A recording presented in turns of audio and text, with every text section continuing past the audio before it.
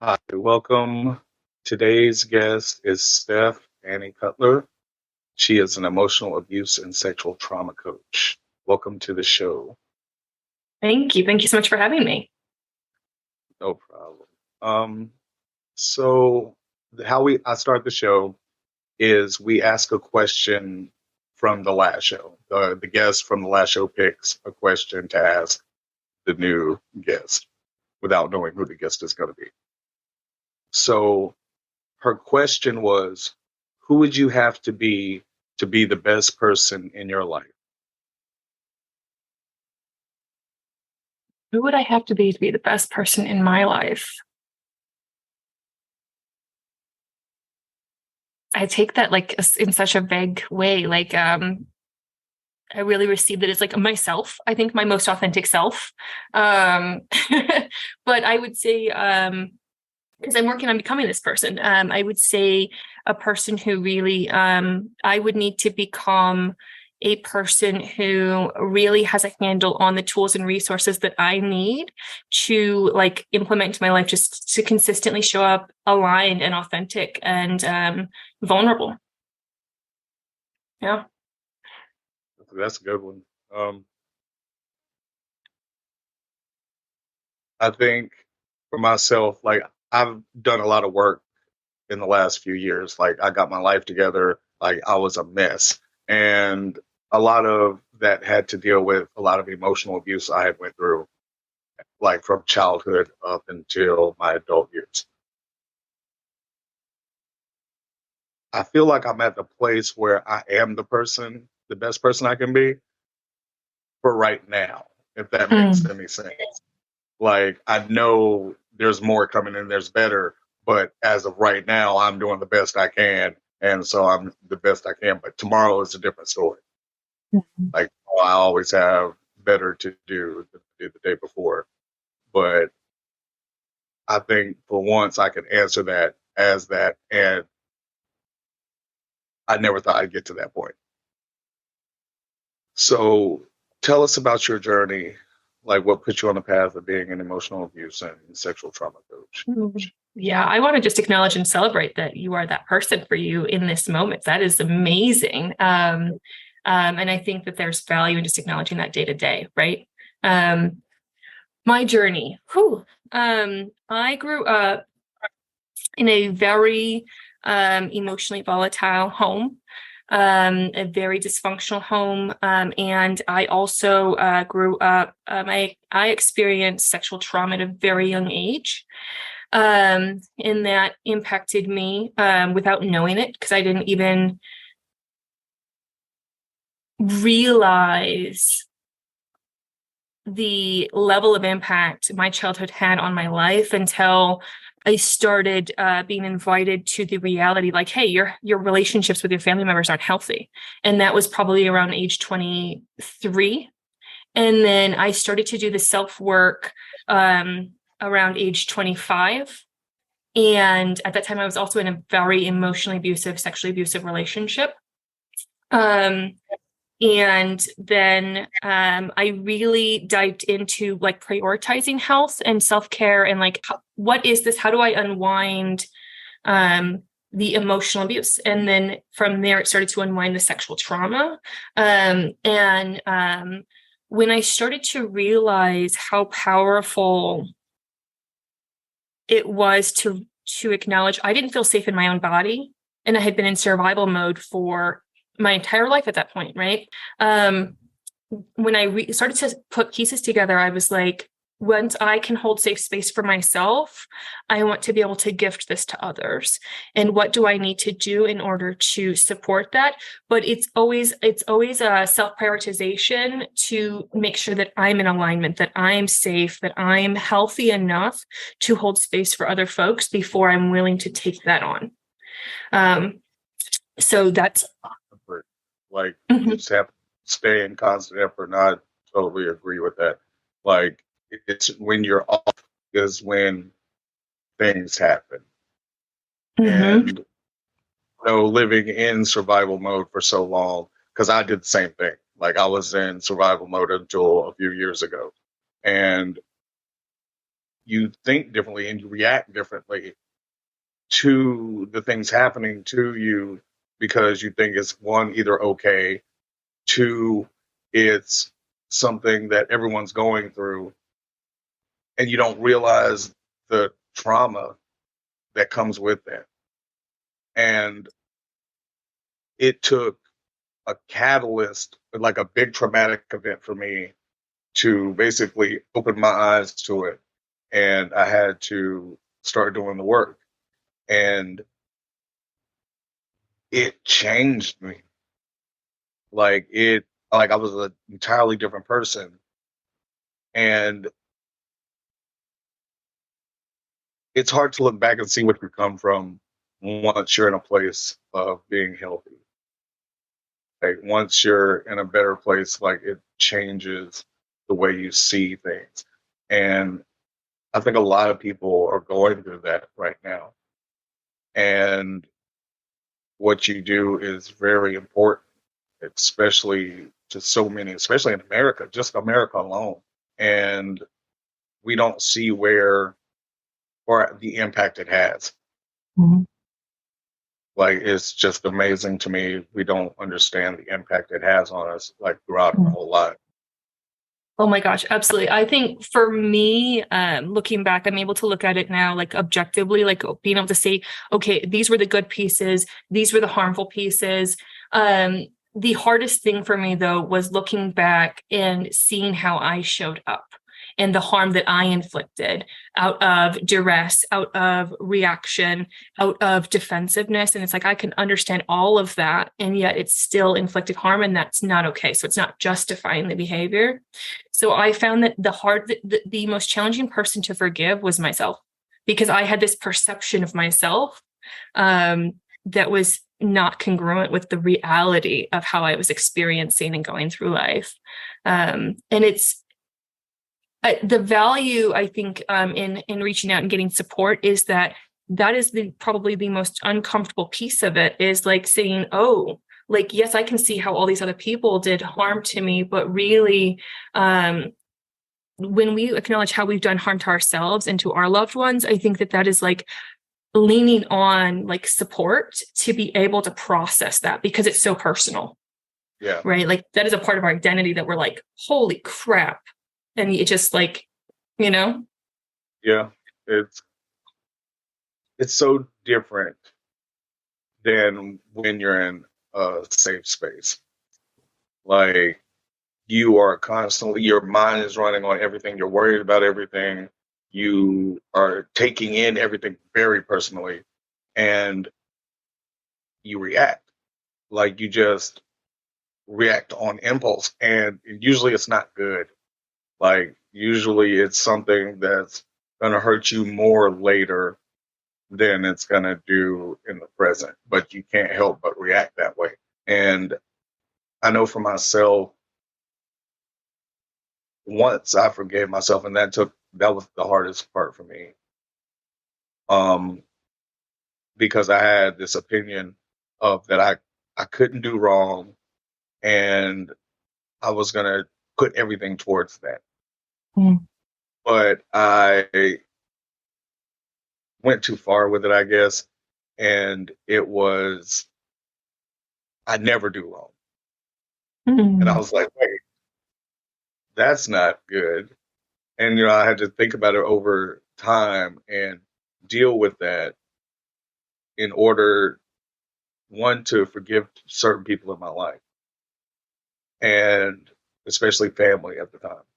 Like I understand now where they were coming from and they were trying to help, but like you, I grew up in a very volatile household, and stuff was met with aggression, and it's hard to deal with.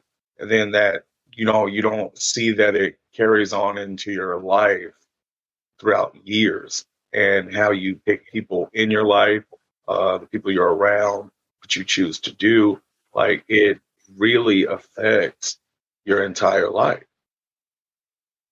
And it's a struggle. And I think I just don't see why people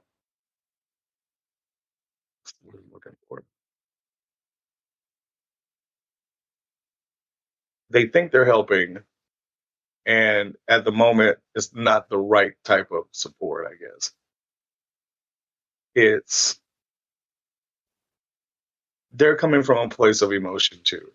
And I think it took me a long time to realize that because it was always attacking me. And I always felt it was attacking me personally. And getting out of that helped me want to help others and get back to a place where I liked people and, get back to being around people because, you get put in a place where you are separate, even if you're around a bunch of people. And it takes a lot to deal with. And I think, what's the next question I have? Oh, what are some ways to support someone going through emotional abuse and sexual trauma? What's the best way that we can support them? I think first and foremost, like checking in with self to make sure that you have the capacity to hold space for someone. Oftentimes, I think similar to what you were suggesting is that like when we offer support, it's in the way that like makes us feel comfortable. And that's not necessarily safe because that person's like may not be receiving it in the way that we mean. And so just checking in to make sure that we're able to hold space objectively without the agenda of like projecting a narrative onto our loved ones or whomever we're holding space for. And then if we are being able to get curious instead of maybe dictating towards someone actually like, you should do X or have you, like instead asking this question, have you considered why? And allowing them to, by being that safe space and asking them these critical thinking questions, it allows them to start to ask themselves those questions and allows their kind of like, I would almost say their soul, but who they are to really surface the answers, or they're going to ruminate on it and say, like, what does that mean for me? I'll give you, it's because some folks don't even realize that they're in an abusive behavior, relationship dynamic. I had my awakening is what I'll call it, was I was having dinner with a friend and I was describing an experience with my roommate that was quite common. I hadn't seen my friend in like 3 months and they were like, well, hun, that's emotional abuse. And I just stopped. And I was like, They didn't say it with an agenda. They didn't say, you got to get out of there. They didn't give me any directive. They just gave me they gifted me this information, this perspective, and I sat with it. And from there, I was able to start digesting it, starting to see, right, like with clarity, like, oh, that's not healthy. Oh, that's not normal. I don't want that, and started to walk down the path. But to be really a safe space, and support others, I think that's the first thing, is being a safe space, is being a neutral party saying, I want the best for you. And also I'm going to trust that like eventually you're going to determine what's best for you. Not that I know better than you do. I'm just going to hold space, ask questions, and I'm going to support what you choose to do in this moment because I know that for some reason that's what you need to do. And by doing that, like, let's say someone ends up in an unsafe, like a physically unsafe situation, they are 100 times more likely to go to you now as the safe person and say, I need support. Can you come pick me up? I got to get out of here, because they trust you to not judge them. And you're able to then help them transition. And so I think that's the paramount piece. I know myself, I get dictatorial. And when I'm trying to help somebody, especially I care about, and I have to remind myself that might not be the help they need. And that's hard to do in the moment of emotion, but we need to, because it really helps more to be able to trust somebody and have someone to go to, because a lot of people feel like there's nobody they can turn to, and which makes them stay in those situations longer. And growing up seeing my mother abused emotionally and physically, it made me not want to be that. And I feel like knowing what you don't want helps more with getting out of those situations, because you can see it. Like, you can actually see the things you don't want, and it deters you from it, hopefully. And we just, it's hard to go through. It's just really hard to go through. And especially if you've done it for years. Like it's just, I don't know. It was a lot for me. Mhm. And knowing that I could have gone to people would have helped me a lot more. Like I wouldn't have dealt with it for so long. Mhm. But knowing that these are the things I don't want in my life. I don't want to be these types of people focused me. And once it focused me, I was able to get out of it and not take the abuse as much as I would have, a few years before that. Mhm. Like I got into a lot of relationships where the emotional abuse was constant and it hurt, but I didn't realize it until someone was like, that's not okay. That is not how they should treat you. But then I caught myself starting to do those things, and they were like, yeah, that's what happens. You become resentful and you start to attack, and it's not good. It's not Mhm. the way we should deal with it. You should just get out of the situation. And I know for a lot of people, it's hard. They feel like it's hard to get out of the situation. Absolutely. And I actually can speak to that personally. You know, I was in a very emotionally abusive, sexually abusive relationship, and I had given away my power. So in my lifetime, I was trained to defer to the people that I loved. And so being in an emotionally abusive relationship I was very susceptible, I was very vulnerable to that kind of conditioning. And what happened was early on in the relationship, I told the person I loved them and I said, look, if we're going to end, you're going to have to us up. Like I'm in this. And in my mind, like integrity is a core value of mine. But what I didn't understand at that time, I wasn't developed in that level of emotional maturity to understand, or self-agency for that matter. But like at the time I was like, this is my word is my bond. I have said this, I cannot leave. And then fast forward after, thankfully, that person broke up with me. I started to heal. And what I realized is, wait, if if I get more information and it no longer aligns with what I had said previously, I can choose to pivot, right? But I think that like there are multiple reasons why we stay in unhealthy relationships, and that's across the spectrum of friendships, family, romantic, even work situations. And I like for me, it was I literally couldn't even process the thought of I'm not happy here, so I can leave because I didn't have that development of self-agency. For other folks, they don't know that they have support, or they don't know what resources are out there. Maybe they don't have the capacity to look for resources. And so, or maybe they're like internalizing their situation. They don't want to be a burden, a perceived burden on their friends or their loved ones. So they're not talking about it. So they're like, well, I made my bed. I've got to sleep in it, and that doesn't have to be true, but if we if we believe that, if we subscribe to that, it does take an external person to be able to invite them into a different perspective and the world of possibility. Yeah, I 100% agree.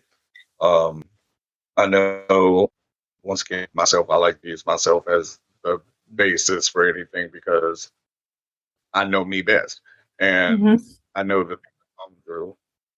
And I know a big thing for me was people doing what they said and watching people not do what they said over and over again made me very, like, anytime I would see it, I would back out. And it's hard. I keep saying that. The words I'm trying to say is the way it affects us can literally change our whole makeup. And we don't realize it. We don't realize the importance of our words or, physical actions. And we need to get a better hold of that as a race, as a human race. It's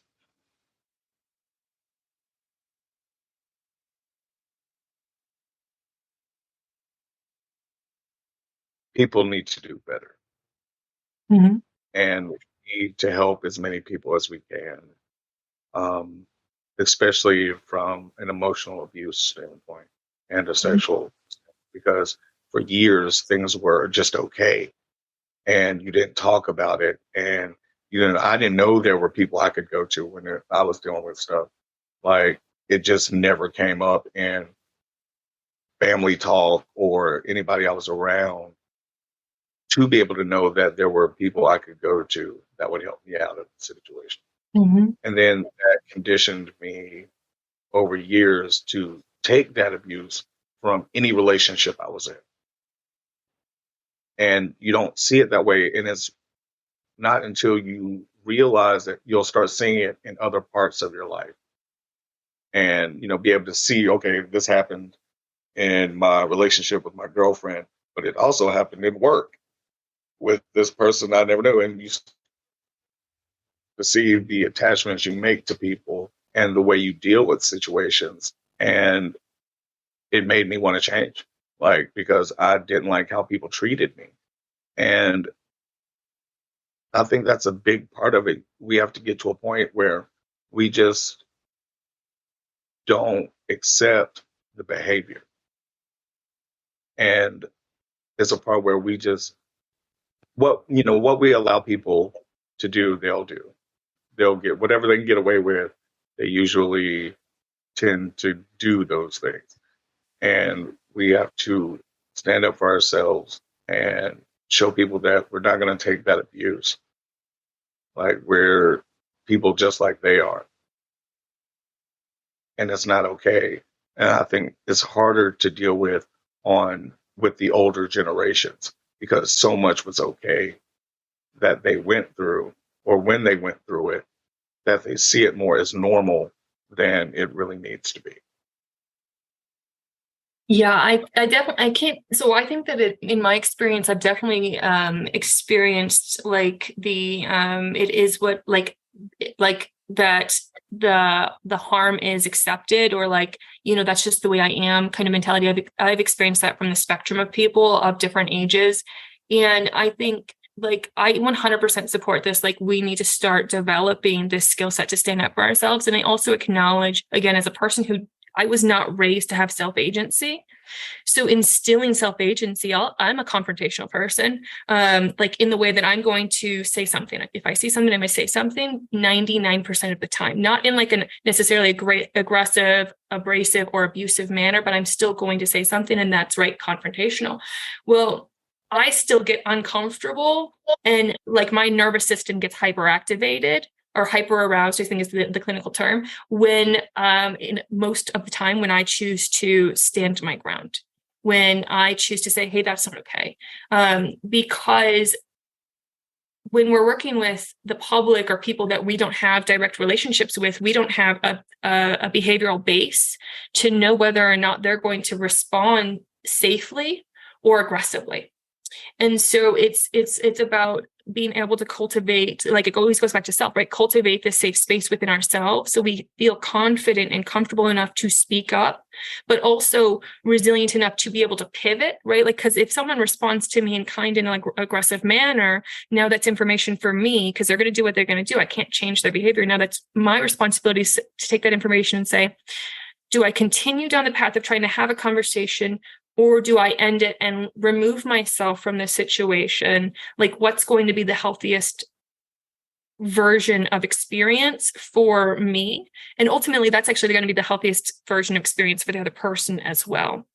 But it is a learned skill to be able to, like, feel comfortable saying, hey, I don't like, to be able to identify the behaviors and then to say, hey, that doesn't serve, or that doesn't feel safe to me, and I need something different. Right. And I think that as we start to awaken to the unhealthy behavioral dynamics, like, I think that trauma is something that's really becoming more commonly discussed. And I mean, even for myself, I resonate with your experience as a child. Like, I went to see therapists as a child. I was labeled a problem child, which I loathe. That term enrages me. I was a child that didn't know better, but also I was reacting to my environment. And so even as a child seeing therapists, no one ever said, hey, you're in an extremely unsafe, dysfunctional home. You probably have CPTSD. Like, it took being an adult, seeing, 3 different, therapists that choosing to try and, move through and heal myself, to be able to be like, oh, what is complex post-traumatic stress? Oh, that lands. I wasn't a problem child. I was literally, in survival mode, reacting to my environment. And not having those resources as a child, as a teenager, as a young adult, and having to now, like, we're now discussing trauma, which is why I'm a huge proponent of trauma-informed anything, because first and foremost, it is about emotional regulation. It is about cultivating safety. And from there, we can start this conversation around that empowerment tool. I think that also right now there's this huge like trend that has been going on for the last few years about affirmations and I am this and I am that. And I think there's value to it.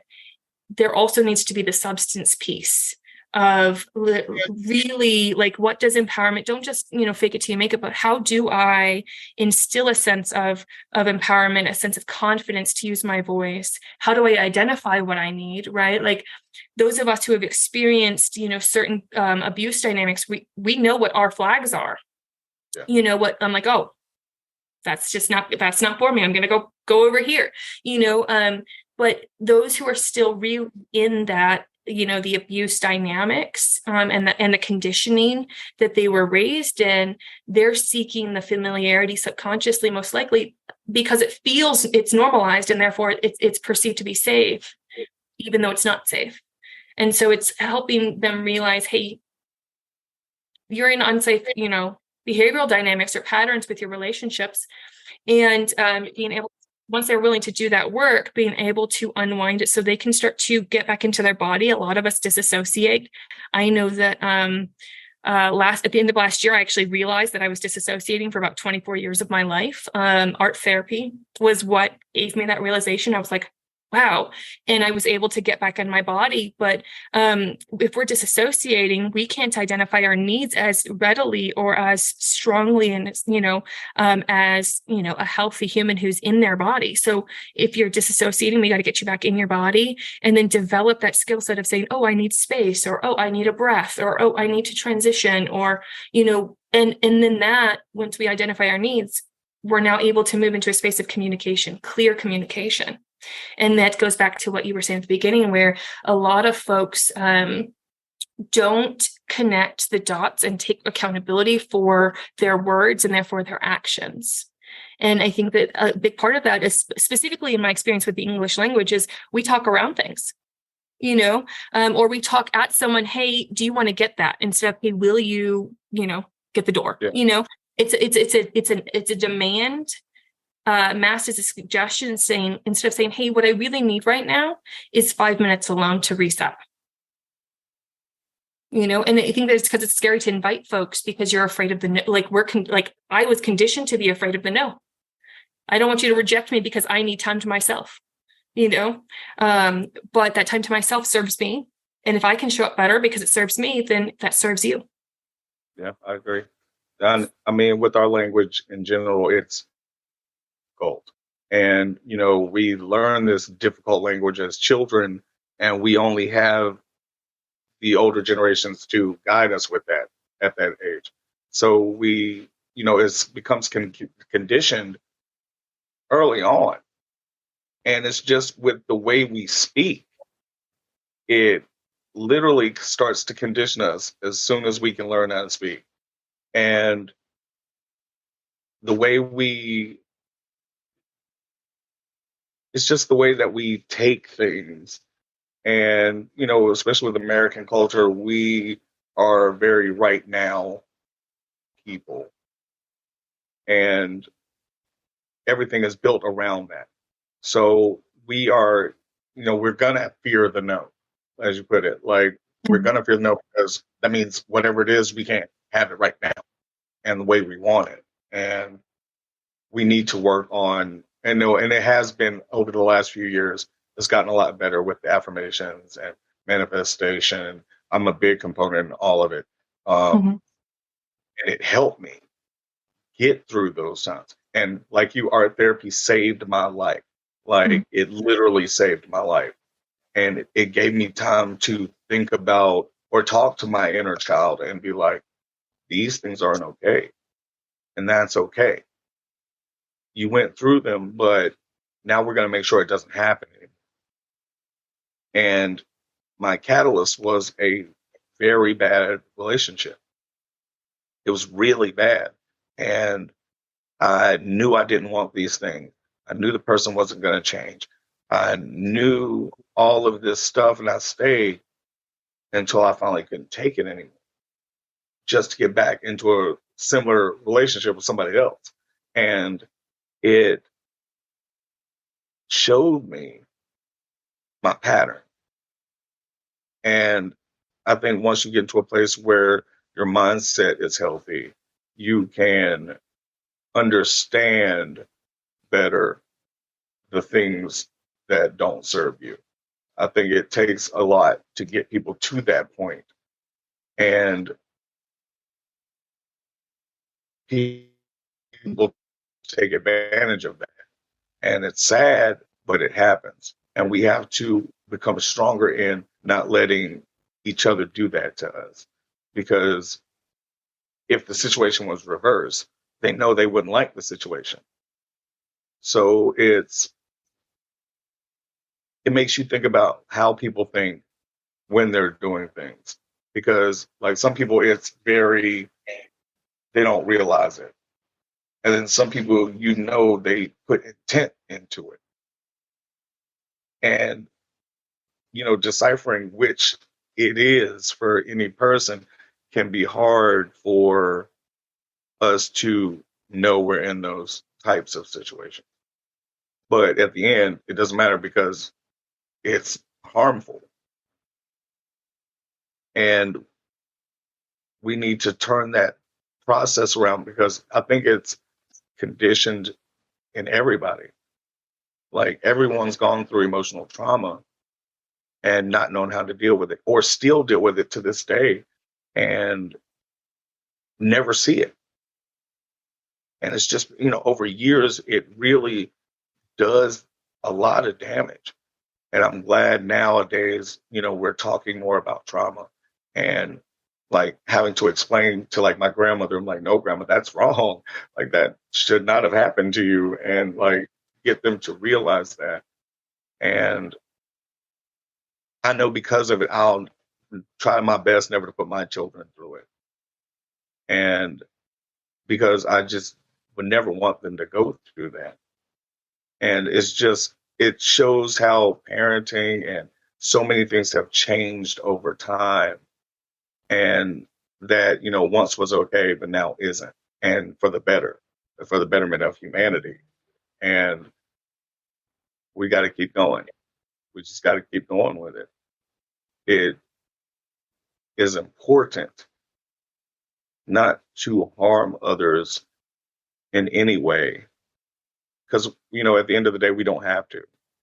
Like, it's always the choice to say, I'm not going to do that and go about your business, never interact with somebody. And it's that easy. But the situations we're dealing with are from years and years of pain. And as a whole, I think it's a problem that is overlooked in a lot of people's minds.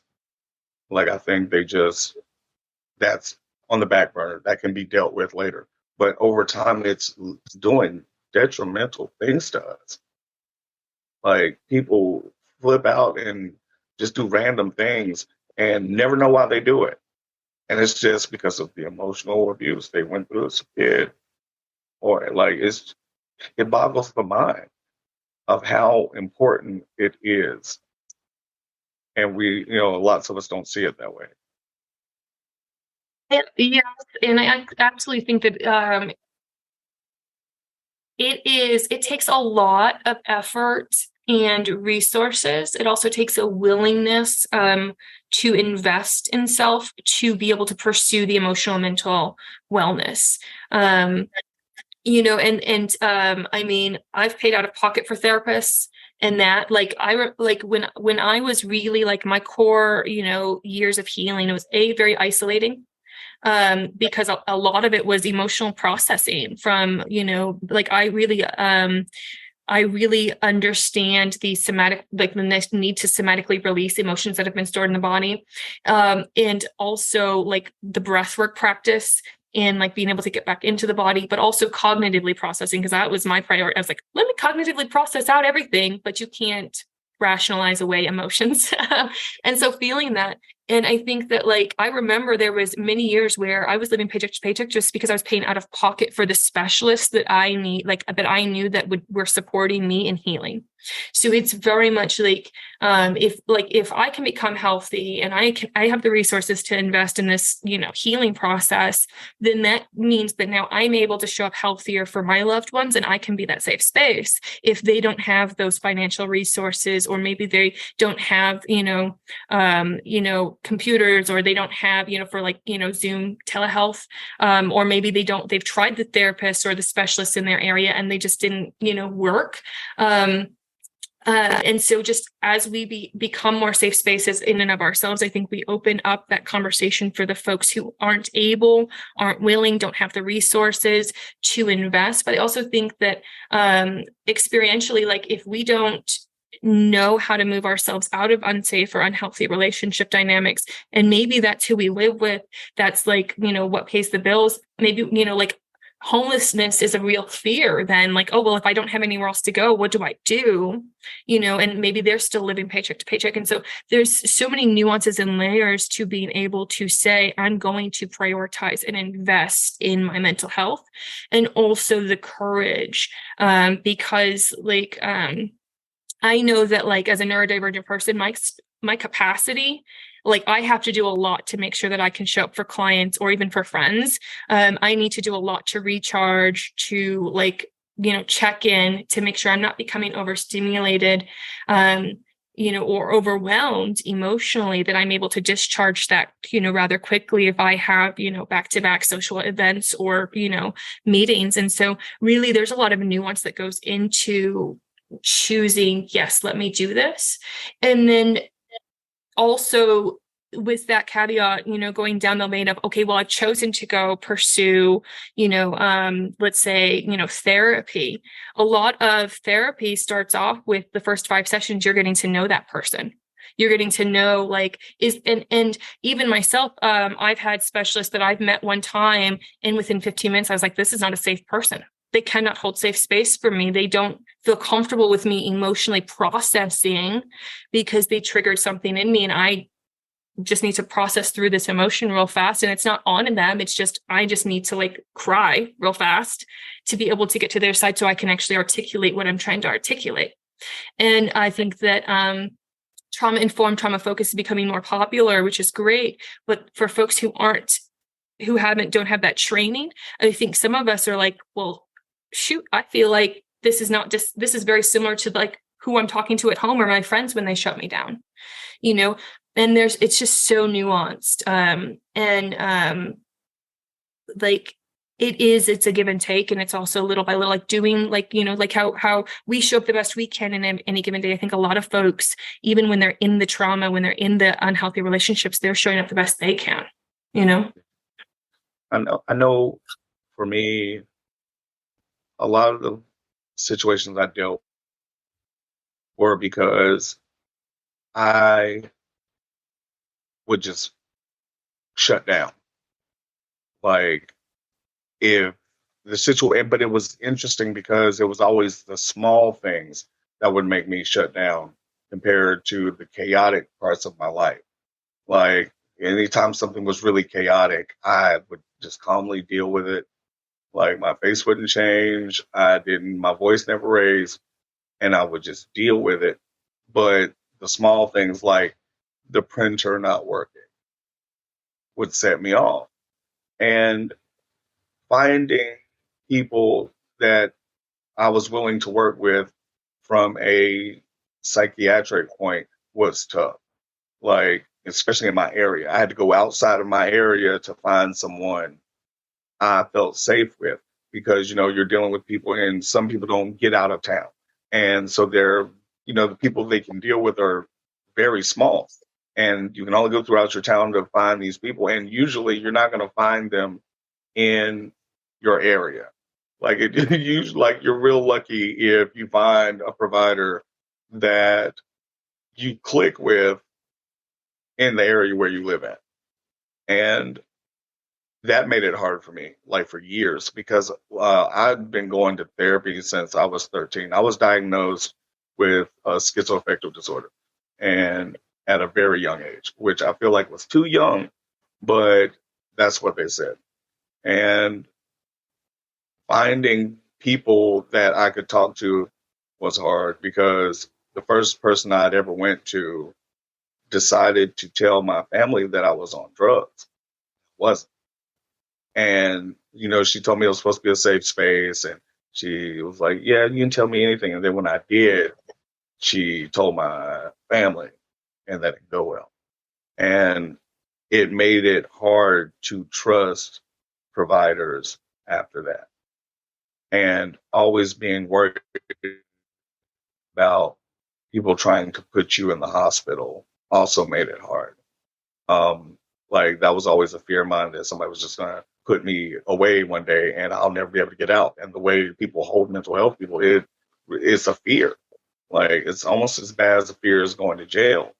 And it makes it hard to get the help we need when the people that are supposed to be there to help you are causing more harm than good, and using their knowledge as a way to validate what they do and them not helping. And it's like, it's tough. And we are getting better with it finally, I think. I think a lot of, information is going into learning about our trauma and being able to live with it and get out of situations that put us back into those patterns. Let's see what else I have.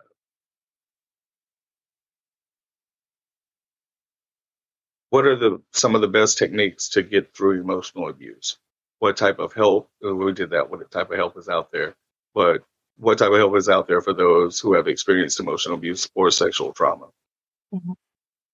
Yeah, definitely therapy, counseling, groups. There are a lot of group programs. And of course, coaching, right? Like, I myself am not a licensed therapist, but I have the lived experience, and I have pursued trauma-informed continuing education to make sure that I'm learning modalities that support and are actually really serving. And there are a lot of folks out there like myself who are doing this work, offering it through that lens of safety first, harm reduction, and not just mitigation. And then also, I think a really good place to start is breathwork specialists, working with someone who can help folks return back to their body and feel safe, like practicing breathwork, so that way they're not being re-traumatized. But like, let's first create that safety, and something that I prioritize as well, like create the safety within the body first. And a lot of that is becoming cognizant of the breath. So like, I know there's folks who will start their journey actually starts with yoga. They sometimes are like, for some reason I feel called to go to a yoga class. They start with yoga, and then they're like, wow, why is everything else in my life kind of chaotic, but this 1 hour of my life, feels really good, and I feel centered. And then they start to ask themselves these critical questions to be able to seek additional help. And so, and then also every county really does offer certain services for such as RAIN, right? Like RAIN is a national organization, but that actually can support with those group therapies or different modalities to be able to pursue healing. And I think it does begin with first just being able to say, is this what I'm experiencing? Like, be willing to ask that question, and then if it's something that they don't have the resources to maybe get a therapist or a coach, or go to a yoga studio. That also costs money. But if they have a library card, going in and finding books, such as The Dance of Anger and Getting the Love That You Want, Nonviolent Communication, and being able to process some of that information. It's also on audiobooks, listening to podcasts to be able to start down the path of identifying the behaviors that they're experiencing in their life. And then asking themselves what they feel they would be best served, as far as a resource or modality. Do I need talk therapy, or do I need movement in my life first and foremost? And then that opens them up to potentially saying, who do I feel safe talking about this to in my friend group or in my family group? So that they can then, once we start talking about it, it opens up conversations of who might be able to help and support in that immediate. Yeah, I know for myself, art therapy was the thing that got me. I decided one day I was going to start drawing. I'd never drawn really in my life, and I was always something I wanted to do. So I went to the store, I bought art supplies, and I started drawing that day. And I drew for 4 years straight, every single day. And it really gave me time to think about like my choices and think about things I had went through, with every picture. And I was drawing multiple pictures a day. I was spending most of my time, drawing. And it really, one, opened up my creativity. It showed me what I could do, but it gave me a skill that I could see progress in every day. And because of that progress, it made me want more progress. So, like anything else, it snowballed. And so then I went on YouTube and started watching videos about, psychology and the mind. And that's where most of where I found the information about mental health that I had never known about. Like that's when I found out about CPTSD and, neurodivergency. That was something I didn't know anything about. And it made me want to go further and see if my diagnosis was wrong. Because of now what we know about things, it's easier to go back and look at this and be like, is this? Or could this be something else? And I've taken the journey of looking into that because of YouTube. Like it's amazing that the technology we have nowadays can let us get the information we need in order to help ourselves. Like, because a lot of the times back 10 years ago, 20 years ago, you just didn't have an option but to use the services around you. Now we can use services all over the world, and we have a lot, we're, closer now to finding answers to things because we have the perspectives of everyone working on it instead of 10 people over here and 15 people over here. It's more, we work, it shows how well we can work together to find the answers we seek. And it takes all of us. It really takes all of us to do that work. So thank you for doing the work that you do. Like I'm like you are, I started coaching because I wanted to help, because I knew what it was like to go through all that pain and not have people there to help. Like it really makes us want to do as much as we can for people, but also be there for ourselves and, create a safe space for everybody.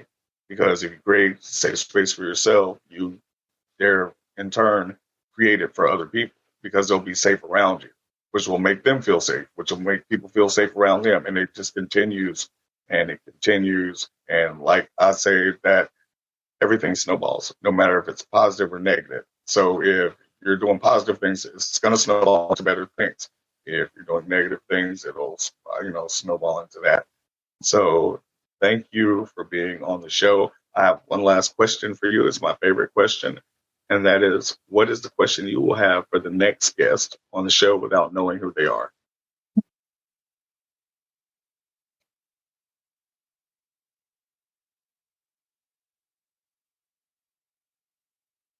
What is your happy place? Oh, that's good. I think I'm like, I would love for them to answer what is their happy place. Awesome. Well, that's going to be funny because I have another interview coming up like right after this one. So I'll get that answer quickly and it's going to be good. It's going to be good. Thank you for being on the show. It's Thank been you. wonderful talking to you. How can my listeners get in touch with you for coaching services or anything? Yeah, absolutely. I'm on Instagram and TikTok, Insightful Annie, all one word, no spaces. My DMs are open, and there is a link in my bio if they're looking to just book a call. Awesome. Awesome. I might message you on Instagram or we're friends. We're friends now on Facebook. So I'll definitely get back in touch with you and see if we can collaborate on some things.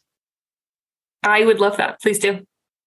All right. Thank you so much. You have a good day and we'll talk to you soon. All right. Enjoy your afternoon. Thank you.